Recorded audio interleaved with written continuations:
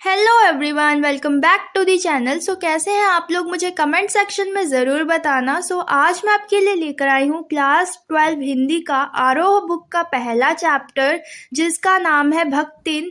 और इस चैप्टर के जो लेखिका है उनका नाम है महादेवी वर्मा।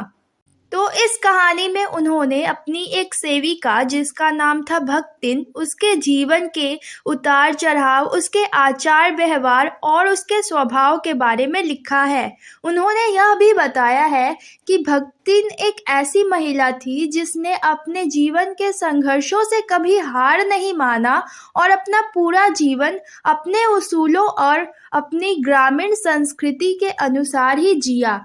कहानी की शुरुआत करते हुए लेखिका कहती है कि भक्तिन छोटे कद और दुबले पतले शरीर वाली बहुत ही सादगी पूर्ण जीवन जीने वाली महिला थी, लेकिन लेखिका की सेवा कुछ इस तरह से करती थी जैसे पवन पुत्र हनुमान जी श्री राम जी की किया करते थे, यानी बिना थके रात दिन उनके लिए वो काम करती रहती थी। लेखिका के पास जब वो पहली बार नौकरी के लिए आई थी तो उसने अपना नाम लक्ष्मी बताया था, लेकिन वो नहीं चाहती थी कि उसे कोई उस नाम से पुकारे।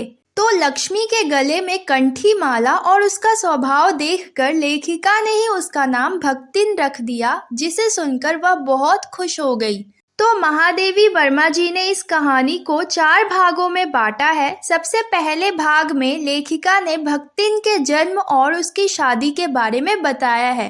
भक्तिन जो थी वो इलाहाबाद के झूसी गांव के एक गौपालक की इकलौती बेटी थी। गौपालक यानी जो गाय पालने का काम करते हैं।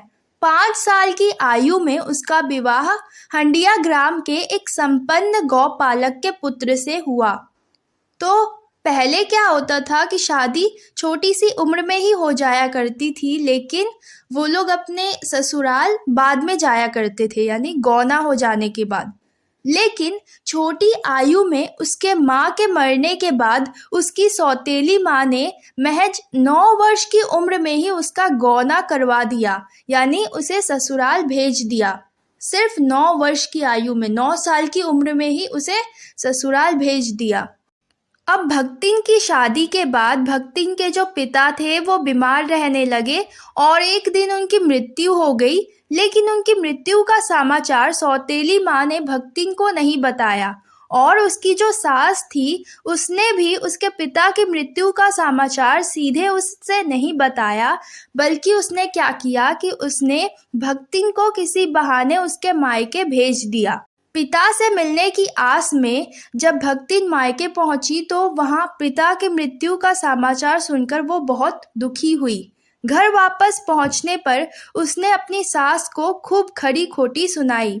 तो अब कहानी के दूसरे हिस्से में भक्तिन के शादीशुदा जीवन के बारे में बताया गया है। भक्तिन ने 3 बेटियों को जन्म दिया, जिसकी वजह से उसे अपने परिवार वालों से, खासकर अपनी जेठानी और अपनी सास से ताने सुनने पड़े थे, क्योंकि जेठानी के 2 बेटे थे और उन दिनों समाज में बेटियों को कोई अहमियत नहीं दी जाती थी।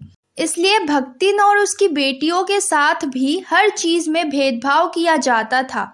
जहां जेठानी के बेटों को दूध मलाई और अच्छा खाना दिया जाता था, वहीं भक्तिन की बेटियों को मोटा अनाज खाने को दिया जाता था।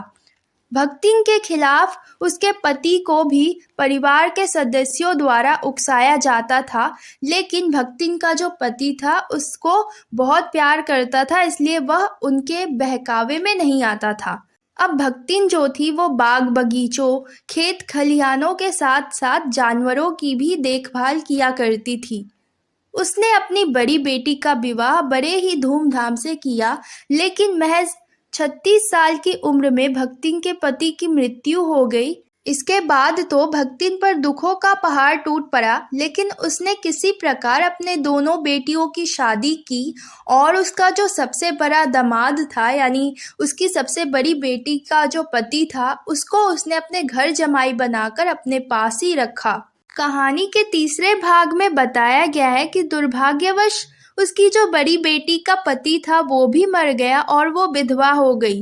परिजनों ने यानी परिवार वालों ने संपत्ति के लालच में भक्तिन की विधवा बेटी की शादी भक्तिन के जेठ के बड़े बेटे के तीतरबाज साले से करवानी चाही, लेकिन उसने उससे करने से मना कर दिया। लेकिन कुछ समय बाद वह तीतरबाज भक्तिन की बेटी के घर में घुस गया।